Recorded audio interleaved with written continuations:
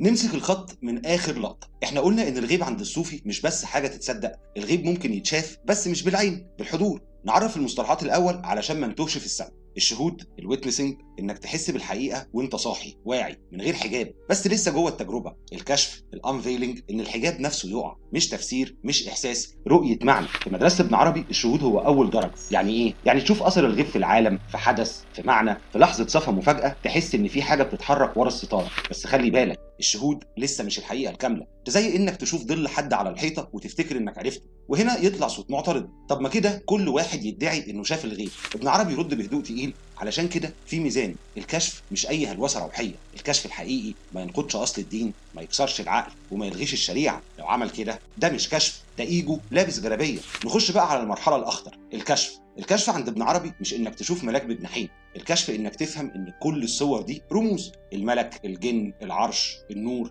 دي لغات بتحاول تقول حاجه اكبر من اللغه نفسها.